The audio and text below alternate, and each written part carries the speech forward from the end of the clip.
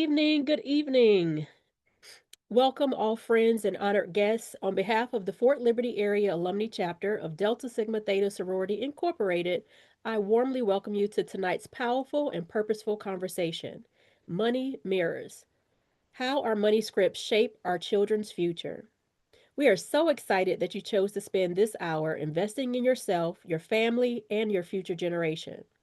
Money is more than numbers. It's emotional, it's behavioral, it's generational.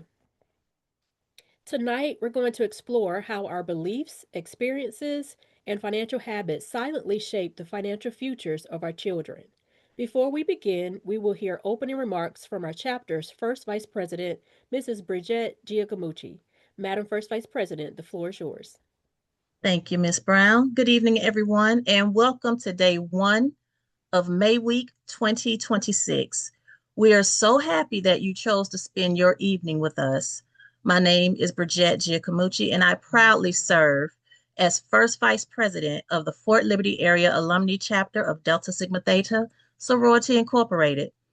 Created in 1920 at the Second National Convention, May Week is a premier national program designed to emphasize higher education, academic achievement, and professional development while focusing on the advancement of the Black community and Black women. Since 1955, May Week has aligned with our 5-point programmatic thrusts: educational development, economic development, physical and mental health, political awareness and involvement, and international awareness and involvement. This week, we are excited to share impactful conversations centered around economic development, physical and mental health, social action, and educational development. We truly hope you will join us throughout the week as we learn, grow, and engage together through these meaningful discussions and resources that can positively impact our families and community.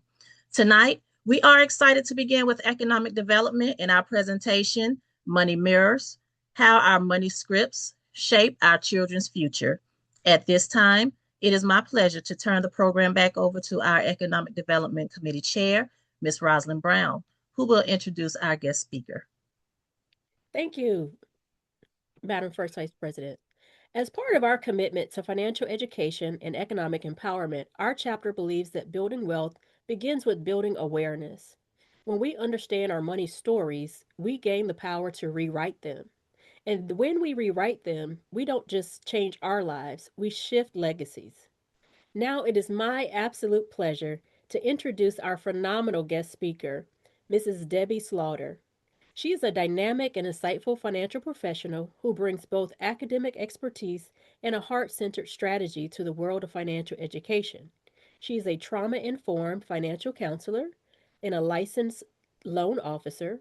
She holds a master's degree in financial psychology and financial planning. Her designations include accredited financial counselor, certified financial behavior specialist, and certified financial therapist. She's the lovely wife of a retired Army veteran and the proud mother of two exceptional children. And tonight, she's here to help us look into the mirror, our money mirror, and decide what reflection we want the next generation to see. So if you're excited along with me, go ahead and drop some hand claps and some hearts in the chat as we welcome Debbie Slaughter. Debbie, the floor is yours. Thank you so much, Thora, for that beautiful introduction. I'm super excited to be here with everyone tonight. Good evening. I would like for this to be as engaging as possible. So as I go through the slides, if you react, I welcome it. And yeah, let's jump right in.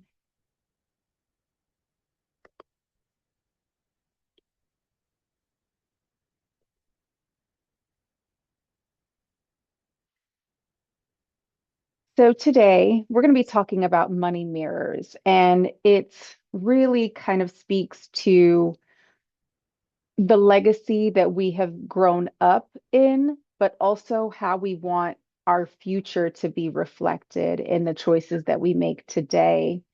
So I'd like for this to be kind of a journey, a reflection, and also a forethought into the future that you want to create.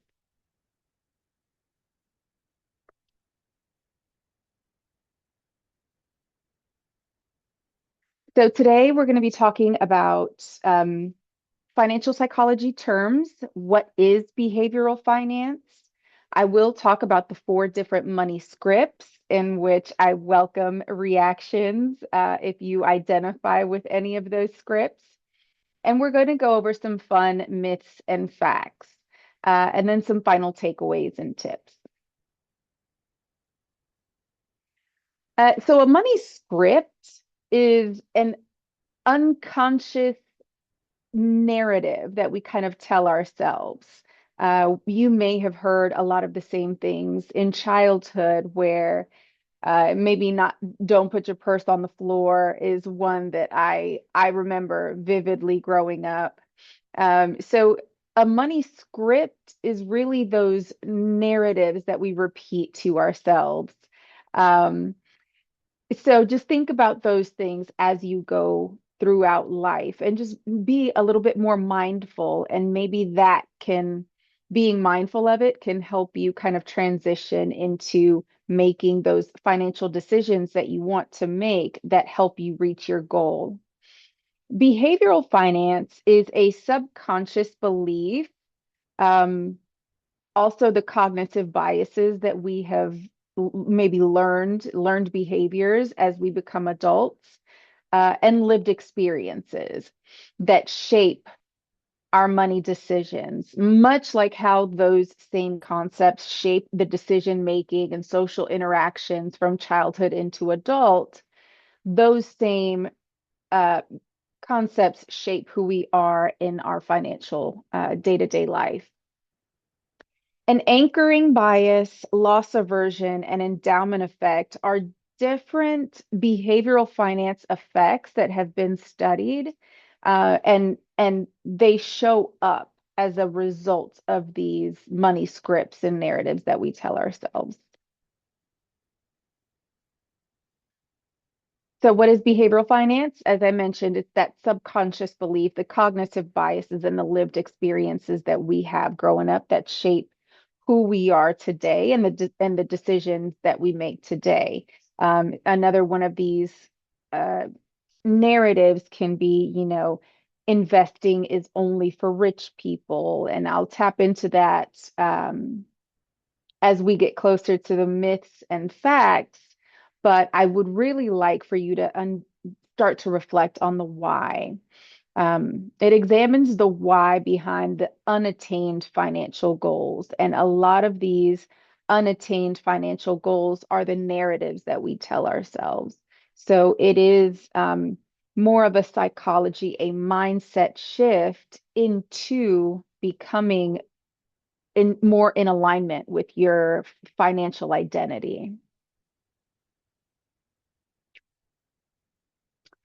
So some of these money scripts include money vigilance, which I am. I ranked highly in money vigilance, money worship, money status, and money avoidance. I also ranked in money worship, not as high. Um, but if you think about these money scripts as, I don't know, a personality test, maybe a team, there's a lot of personality tests that maybe you have applied for and participated in, um, where you kind of see where you're more dominant, where your strengths and weaknesses are. So that's similar to what Dr. Ted and Dr. Brad Klontz developed in Money Scripts. So a money vigilant person are very hyper alert. They may exhibit money hypervigilance, where they feel a sense of calm and comfort in constantly checking their accounts, or if there's a savings, they're double checking to make sure that they have that accounting right. They're very cautious and concerned. A lot of people say maybe over conservative, um, to the point of having an anxious attachment. Money worship is the belief that money will solve your problems. These individuals tend to believe that that next check or the next break will solve a problem. And what financial psychology shows us is that more money is not going to fix the problem. It is a behavioral shift that needs to happen. Money status is where you equate your self-worth with your net worth. So there is a little bit of vigilance within money status where you feel better by paying down debt, right? Who doesn't? But that net worth is what is hinged on your self-identity and your self-worth. Money avoidance, believing money is evil, that you don't deserve it, and that wealthy people are greedy. So there is an averse relationship with money. Um, and so a lot of that could stem from trauma. Money vigilance may also be a traumatic response or trauma response to finances. So a lot of these are pros and cons. They're not all bad. They're not all good. You don't have to be one or the other. It's just kind of a gauge to show where our personalities lie, where our maybe our upbringing has affected who we are and within these money scripts. Some examples are Um, so some examples of the narratives that we speak, the script for money avoidant individuals, all wealthy people are greedy, poor people are inherently purer than wealthy people. Um, it's better to give than to receive. So a little bit later on, I'm going to provide some suggestions on how we can shift this mindset. So I don't want you to think that all is lost if you do fall into one of these categories. We can rebuild ourselves and create new narratives for yourself and for your future family and heirs. Money worship, money is power. This is where you get the workaholics, and workaholism is a behavioral finance and a financial psychology. I don't want to say diagnosis, but it's something that we can treat through interventions and different tactics.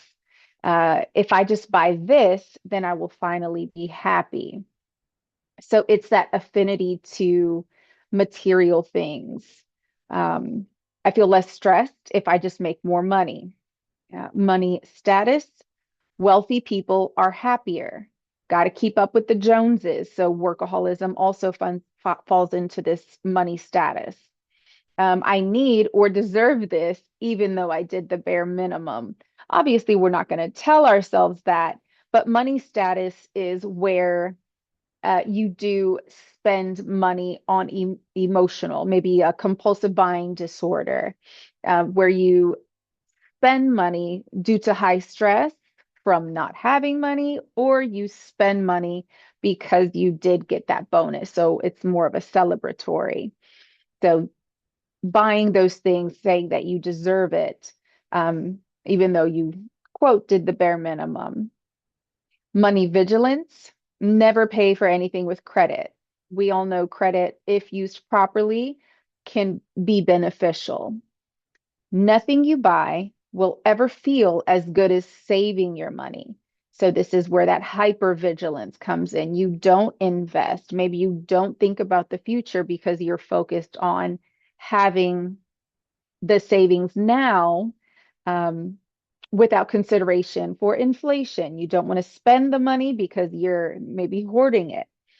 Money hoarders are in the money vigilant category, and money hoarding is a thing that we can also kind of work through. I need to save more money. I need to have more money in savings in order to feel good. Um, So that's just kind of another script or another narrative that people with money vigilance tell themselves in order to stay in that financial comfort zone. So how do we rewrite this money script? I think it helps to reflect on childhood memories and those messages that we received about money growing up. I know for me, it was not talked about um, in a household. You didn't ask. It was not your place as a child to ask about, how are the bills getting paid? I remember um, I was maybe in seventh grade when I saw my parents' first bill and they actually told me and described what it was. I didn't understand it, but I think that's the first time that I actually saw what a bill was. Um, so thinking about these things and accepting them, remembering. I do something that Dr. Ted and Dr. Brad Klontz developed. It's called the money egg exercise. And with your non-dominant hand, and I do this with my clients as well, with your non-dominant hand, you start at the bottom of the egg and write your very first money memory. And you just start drawing and you go through your life just reflecting on these money memories. And then you write down emotions that come up and um, lessons that you've learned from this reflection. Journaling is a phenomenal way to reflect and rewrite your money scripts, acknowledging it, and writing down. One that I really enjoy is writing down how it does not serve you anymore. I think that's so important to acknowledge and accept. Like, yes, my whole life I've been told this, but it does not serve me anymore. So acknowledging it and then rewriting what serves you now, challenging those limiting beliefs with new affirmations. New affirmations rewrite your whole neurological pathway. You shift your mindset into a more positive financial behavior. And then self analysis. Once you see and notice yourself telling yourself these negative scripts or these negative narratives or buying the thing, knowing that maybe you could wait on it, um, making those conscious, intentional decisions that are more in alignment with your financial goals and values and beliefs rather than repeating old patterns out of financial comfort and out of habit. So we're going to jump into the myths versus facts. This is kind of fun because I talk about these pretty often, and I love social media because I get to dive in and see what people are thinking about money and what they're doing about money. Um, I do like to preface this by saying that um, there's no right or wrong when it comes to your finances. Personal finance is personal, it is unique to everyone. So these facts, while they may be myths for some people, the facts also kind of challenge that belief. But it all depends on your situation. And I think a really good example is, I believe, the first one. So let's go ahead and dive right in. Yes, so it's better to own than to rent. Better to own than to rent. Who believes that ownership is better than renting? Thumbs up. Okay, ownership is better than renting. I love it. Okay, getting a lot of thumbs up. Very interesting. In certain situations, absolutely. Owning is a strategy. Do I believe it's better or worse? No. It's really up to the individual. However, um, where I like to say is it's neither worse, it's neither better. If you are renting in preparation for ownership, then I I would encourage that. Go ahead and save the money if you can go ahead in the future if there's a clear plan for it. Absolutely. I don't think that jumping into ownership without that clear plan is the best strategy, and it happens. Um, I've seen people jump in because a house is on the market for a good deal, but they haven't considered all of the work that will go into it after.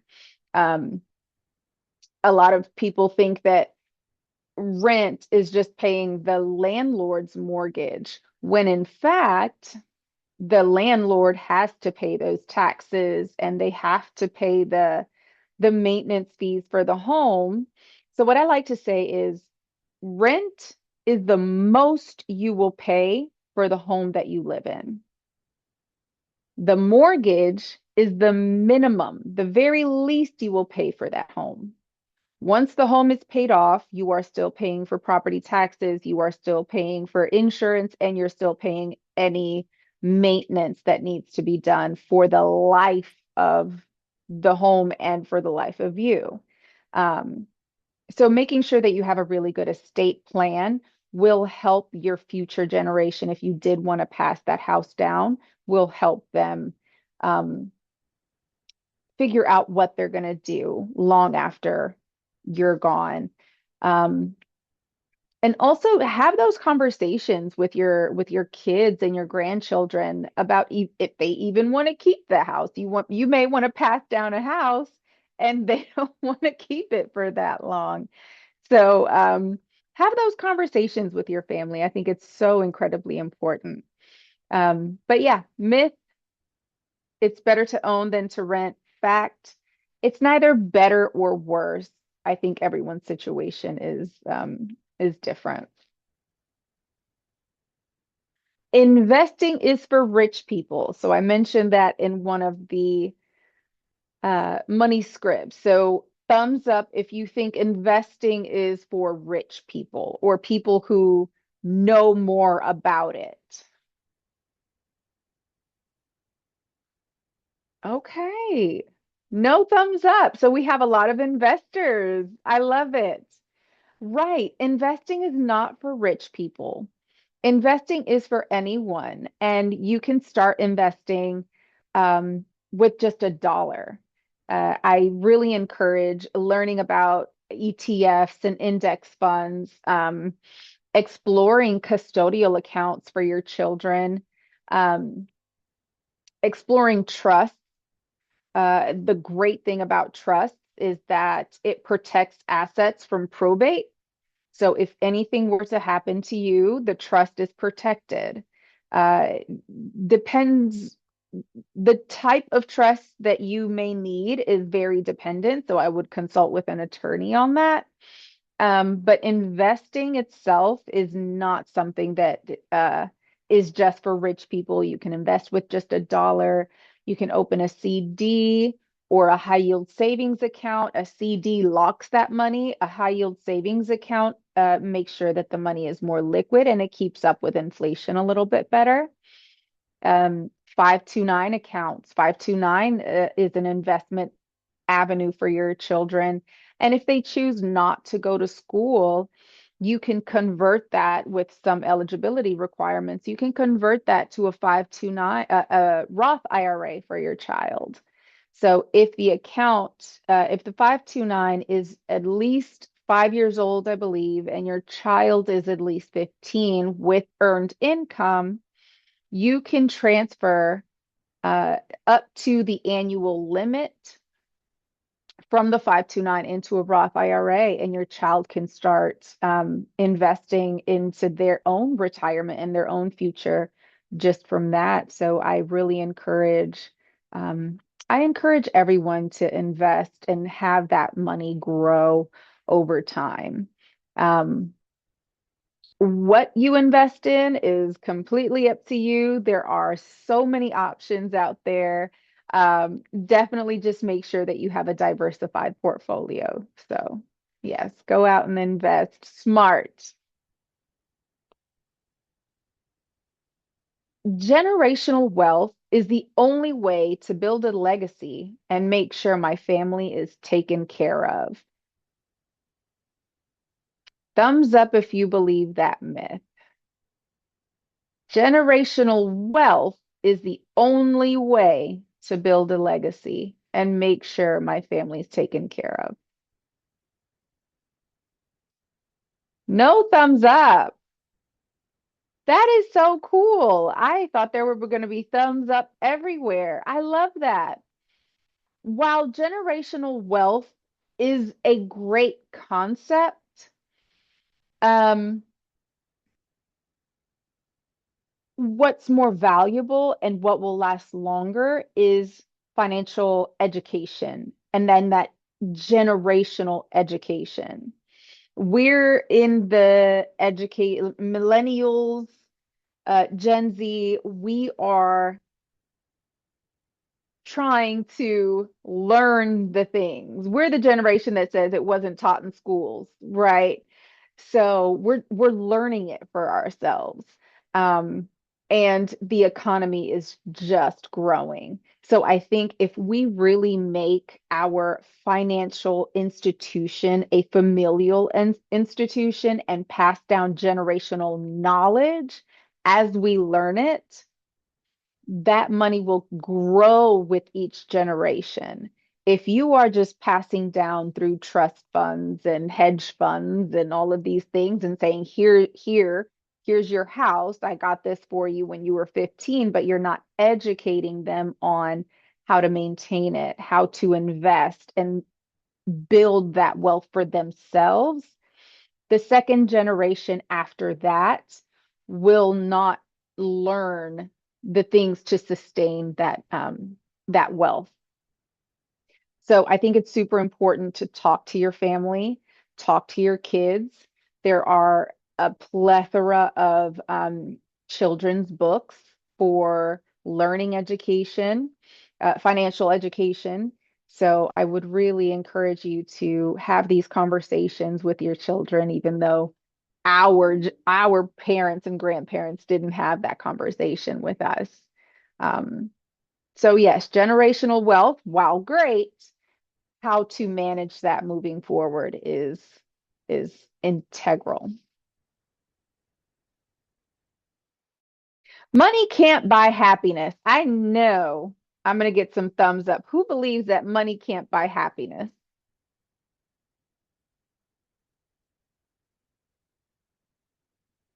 One, two. Okay, they're coming in. They're coming in now. Okay. Money can't buy happiness.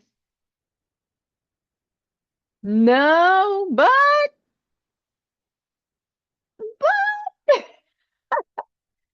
so no, money can't buy happiness. Um, you can make all of the money in the world, and money will simply expose who you are at the core. Um, y- I think Will Smith said it best when it was like rock bottom, but um, peak, like plateau, or peak, or something like that.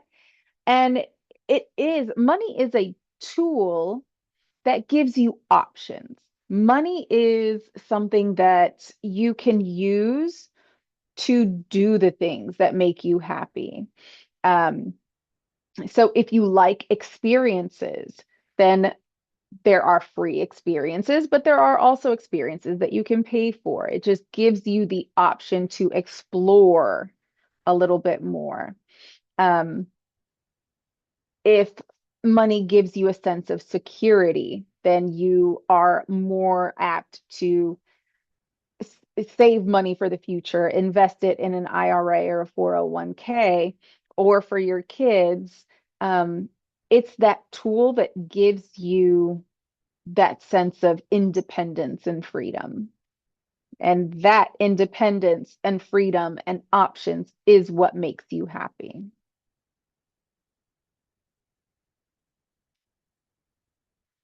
So, as I close out financial takeaways, I think it's so important to acknowledge those money scripts and reflect on those childhood experiences and identify what serves you, what doesn't serve you anymore, and feel okay with acknowledging and letting go of what does not serve you and what does not align with your financial identity.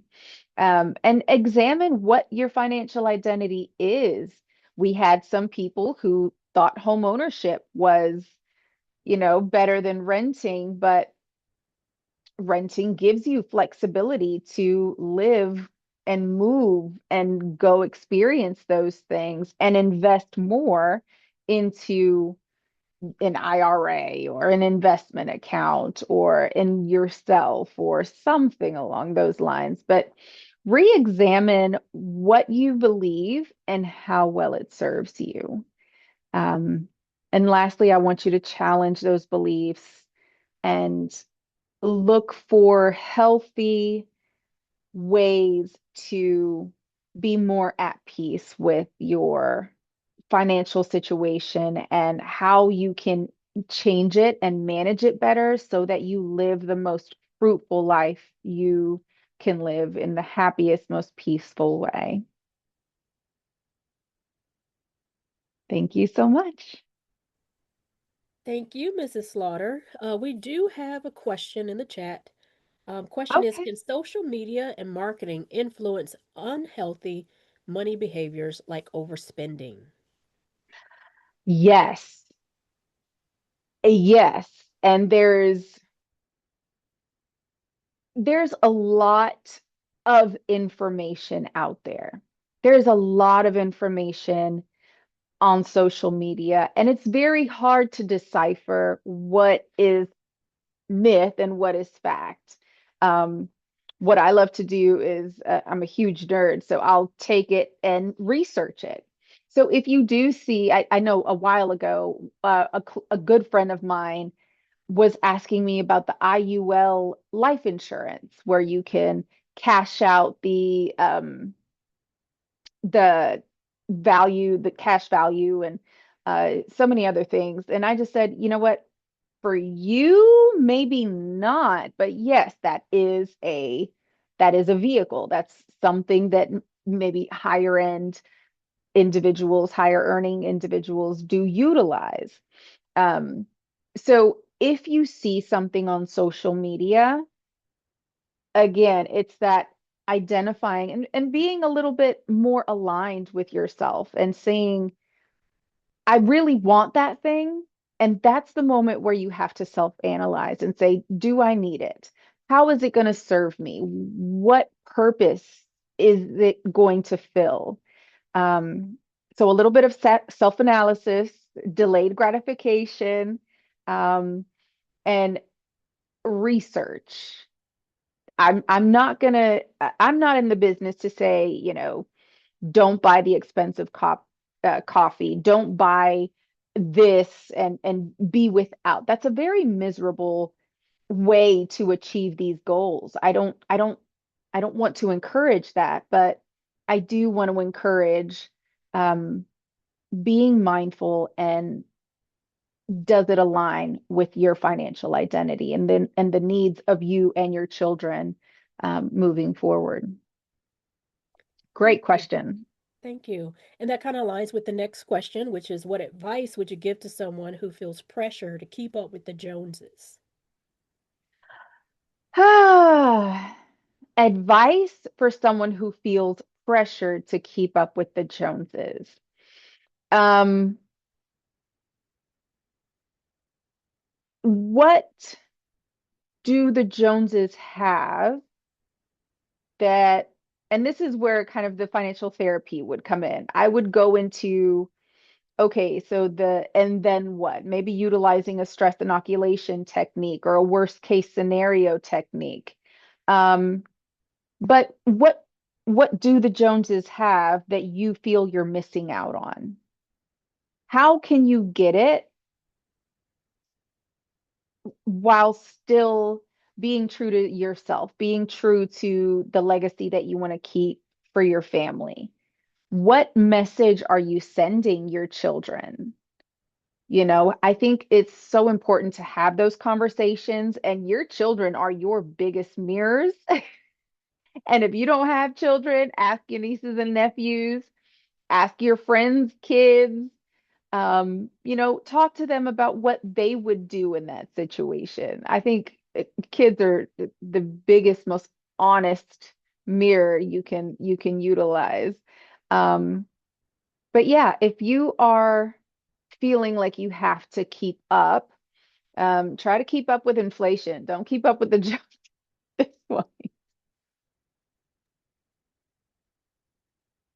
Excellent. Thank you. So just want to encourage everyone, you can ask questions, so please feel free to unmute or raise your hand first and then unmute yourselves. I do have one more question in the chat. How do we teach younger generations healthy money habits in a culture that's focused on instant gratification? I would say start with non-money related things. Uh, if there's a situation where it's like, um, I don't know, I'll use myself as an example. Every weekend, I think it's every Friday, my daughter will ask, can we go to Great Wolf Lodge? Can we go to Sky Zone? Or can we go? She won't go places. Um, and I explain, like, well, this weekend, this is what we're going to do. We do have that planned for later, um, but we're not doing that today. And I'll maybe explain why we're not doing it. So try to um, show and explain why the delayed gratification is happening and use it something where it's not money. Um, I'll also use my kids. I have a small custodial brokerage account for them, and I'll more my son. He's a little bit older, and I'll explain like this is how investments work. This is how this ETF works. You can't have any of this until you're old enough, but I'll help you monitor it. And he knows he's going to be much older, but he likes to see it, and the fact that he can't access it shows him that it's off in the distance, it's not for a while, and it kind of introduces the delayed gratification in the financial setting. But depending on how old the kids are, I would start with non-monetary things first and then slowly progress as they get older. Thank you. Yeah. One additional question. What's the best way to start saving money? Starting, going for it. I mean, honestly, if you're asking what vehicle you should use, whether it's a high yield savings account or a CD, um, or a regular savings account, um, I would encourage you to first look at the last 30, the last 3 months of your expenses. And then wherever you can kind of have those variable expenses reduced, automate that. So let's say there's a subscription for $20 that you no longer use. Cancel that subscription and make sure that $20 automatically goes to an account, in a savings account for however long. Also, I think it's important to name the savings.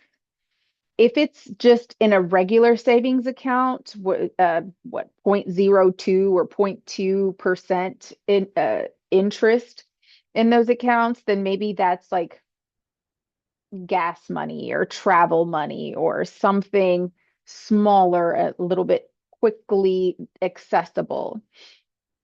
You can divvy up that $20 in the example and do $10 in a regular savings and $10 in a high yield savings account. And that one is going to grow a little bit more over time. And that one can be, Christmas funds, because that's going to come every year. Anniversaries, birthdays are going to come every year. So being mindful and putting those in a high yield savings account so that money can slowly start growing as well. But I think identifying what you're saving for and then how much. And if you find that you have no more at the end of the day to contribute to savings, start looking at things that you can reduce willingly, not something that you really, really love. Like if you really love the thing and you do it every Friday or once a month, don't stop those.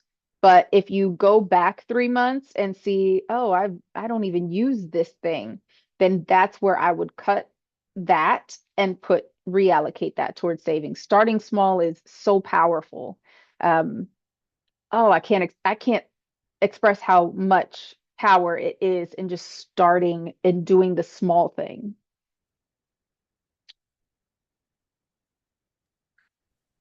Thank you so much. One Yeah. other question. What percentage of income would you recommend to go toward savings? Well, I like so I have a conscious spending plan. And a good rule of thumb is 50 to 60% of your income, gross income, should be fixed expenses. Um, so then you also have to think how much you're paying towards taxes. Um, so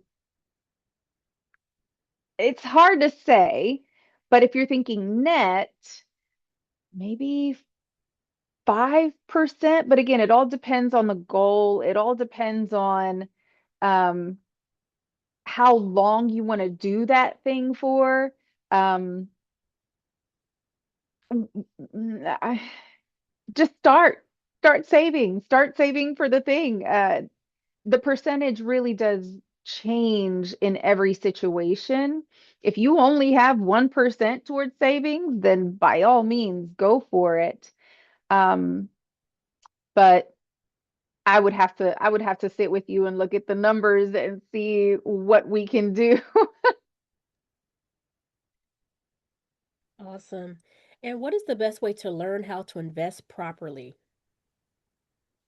Ooh, okay. So I always tell people the rule of 72.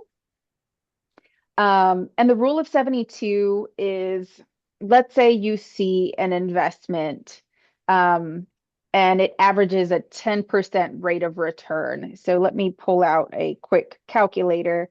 And if you do 72 divided by 10, it will give you the number of years it takes for that investment to double. So at a 10% rate of return, which is what we want to look for more in retirement investments, um, at a 10% rate of return, your money's going to double every 7.2 years. So on average, every 7 years. If you're 40 and you have you're starting a retirement account, and you see I don't know, a large cap or mid cap something, S&P 500, Dow Jones, whatever. I don't want to endorse anything, but if you see something that has about 10% rate of return on average over the last 10 years, um, then I would say do something that is a 10% rate of return based on your goals, right? Um, if you want to invest for, I don't know, a house that you plan on buying in the next 5 years, that's a little bit higher risk if you do a higher interest rate.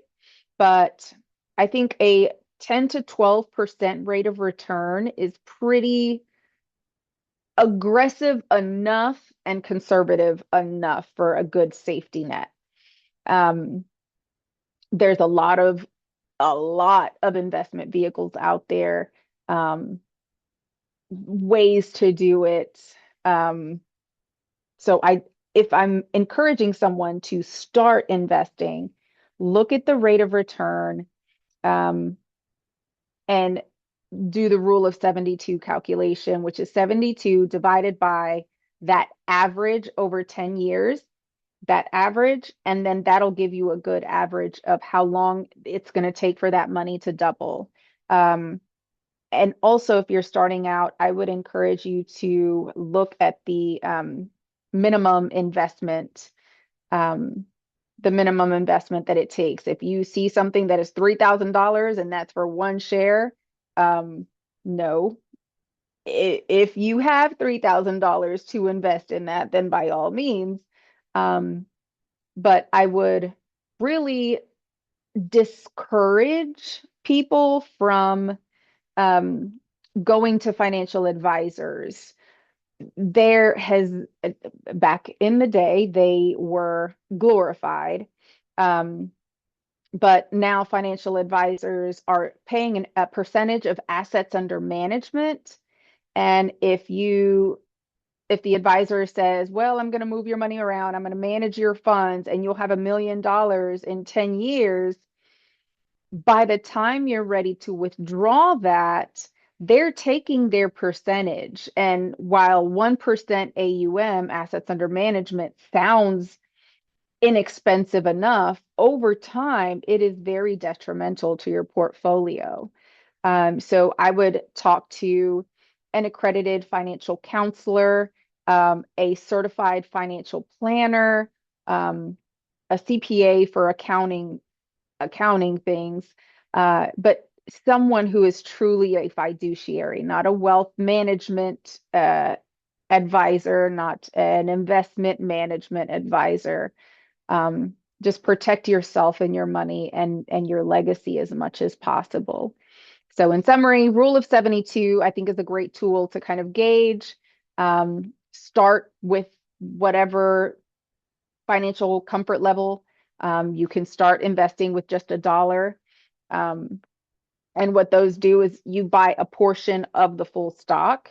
And yeah, just protect yourself and ask the questions before signing anything with anyone. Thank you so much. Very good feedback. Yeah. So this question kind of ties to the conversation of retirement that you just mentioned. What Okay. would you recommend for an individual transitioning to a new job who only has the option to transfer their 401k to Roth IRA or withdraw? They're leaning towards a Roth. What advice would you give? So a person who has their funds in a 401k and the only option is to go into the new employer's Roth IRA or Roth 401k. Am I understanding that correctly? Yes, so they're transitioning to, I thought they were retiring, my apologies. They're transitioning to a new job Uh-huh. who they only have the option to transfer their 401k to a Roth Mhm. IRA or withdraw. Um, if I'm under if I'm understanding the question correctly, um, I think that's awesome. Um, you may, if it's a rollover, you may pay the taxes if some of those funds are Army TSP to Army Roth IRA. Yes. Okay. Army Roth IRA? Okay. I don't know what an Army Roth IRA is. I'm only going to speak to a regular Roth IRA.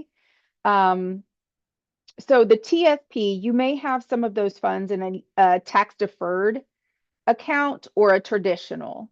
So with TSP, the Army will give you 5%. The 5% for plus 1% that the Army goes automatically goes into a traditional um, portion of the 401k.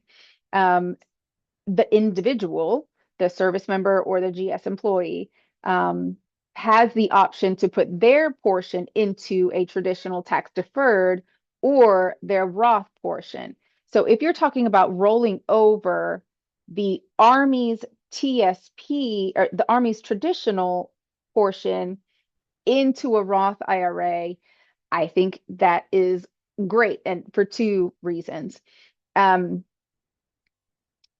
Actually, really just one, but you may pay the taxes on the tax deferred one at rollover. You have the option to pay it um, come tax time, though.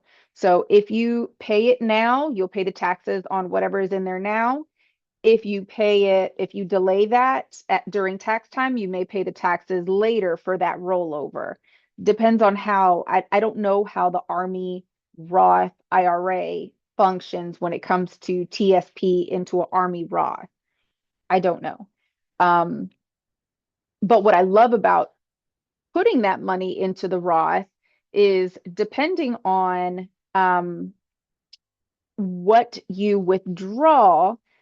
The Roth IRA, you don't pay taxes on any earnings that grow. And depending on what you withdraw for, you don't pay any early age penalty for qualified withdrawals. So a qualified withdrawal might be the purchase of your new home or maybe something that the insurance doesn't cover for your new home. Um, College expenses has some eligibilities, but you don't have to pay early age penalty for college expenses if you're withdrawing from a Roth early. Um, and some qualified medical expenses, you don't have to pay early age penalty if you want to withdraw from the Roth IRA. So depending on, I have to go find what an Army Roth IRA is because I'm super intrigued. I love learning about something that I don't know because I'm just gonna go nerd out and look it up now. But I hope that answered your question. Um, I would still need to give you a definitive. I would still need a little bit more detail though on where the money is in your TSP in order to advise properly on how that rollover would go. But I'm all for a Roth. I love Roth. All right, great feedback. Yeah. All right, another savings question. Is it Ooh. possible to save due to inflation and the increase in interest rates? Is it truly Yeah. possible? Yeah. I'm optimistic. Um, and no, it really is. And I think that's why there has been such a push for a high yield savings account in recent times. Um, the high yield savings account is about 4%. It's not as much as trying to keep up with inflation. Um, but if you pair a good high yield savings account with a solid retirement account, it just softens the blow. It kind of helps mitigate that risk. You can't help the price of things. You really can't. But if you start managing your money, and it can change over time, if you just have $600 as an example, if you just have $600 over here, and this is going to be your um, extra grocery fund, which I have, so don't laugh at me. Um, but it is, you have to name that savings because that kind of gives you that structure. Automating things, automating those systems, just like I said, if you stop that subscription for $20 and automatically put $20 into that high yield savings account. CDs are still okay. Again, it just locks that money. If an emergency happens, don't go to the CD. But there are ways to reduce the stress and mitigate that risk so that whatever happens in the economy is just what happens. It's the part of life. Thank you. Yeah. All All right, investing question. Can you offer any advice on cryptocurrency? No. Well, all righty. Thank you so much. I'm kidding. I mean, crypto is it's like that weird, annoying, crazy cousin that comes to the cookout. You just like, what are you doing? But they're trying. I think if cryptocurrency had a space, right? I think right now crypto is, if I could go to Walmart and pay with Bitcoin, or if I could go to the grocery store and pay with whatever other cryptocurrency there was, we're moving towards that. But I wouldn't put my retirement into crypto. I wouldn't put my kids' investments into crypto. But I can see where the value may be in the next coming years, couple years, 5 years, 10 years from now. I do see where it's trying to go, but um, advice on where to put the money or what cryptocurrency to invest in, yeah, I bow out to that one. Gotcha. Thank you. And last question. Are there money management games other than Monopoly that we can use to teach as a teaching tool for our children? Any developed by Black financial planners at this time? Hmm. Excuse Um, there are, so I like the Consumer Financial Protection Bureau has a lot of education tools, especially for children. I am seeing an emerging social media content for um, our Black and Brown families. Um, I mean, start your own game at home and see what works. But I think the most important thing is starting those games, developing those games, and having those conversations. I think a lot of it is having conversations. I don't, off the top of my head, know of any games. There are a lot of great books. If you want to go to a bookstore or Amazon or wherever you find books. Um, yeah. I had an idea a long time ago to write an interactive kids book, but I think that would be so amazing to have an interactive kids book with where the child makes that financial decision and then they read through how that plans out. So I might still do that. I don't know, but that will be awesome. games, I don't know. Games, I'm not sure, but there are a lot of great books. Right. And even considering instead of interactive games or in line with interactive games, something similar to a video game. So video games, of course, are very popular with our youth. So Mm, coming up with a game that could be turned yeah. into a video game.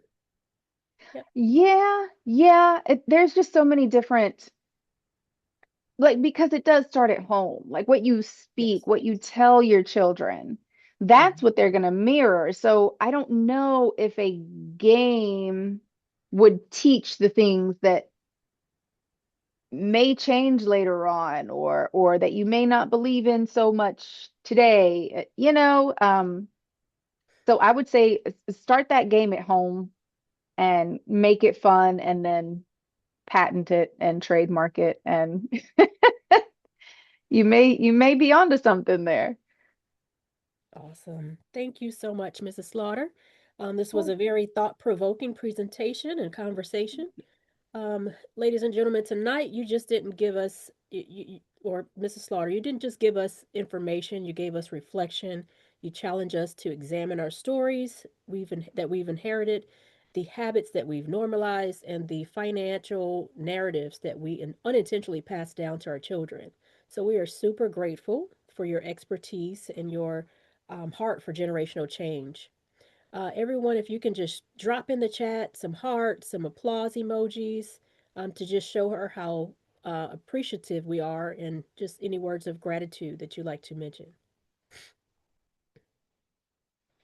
All right. At this time, it is my distinct honor to invite our chapter first vice president, Mrs. Bridget Giacomucci, back to the table for our closing remarks. Thank you, Miss Brown. Um, and thank you, Miss Slaughter, just for a great presentation tonight. You have enlightened and opened, I can say you opened my eyes, just speaking on money scripts and just getting a better understanding of everything.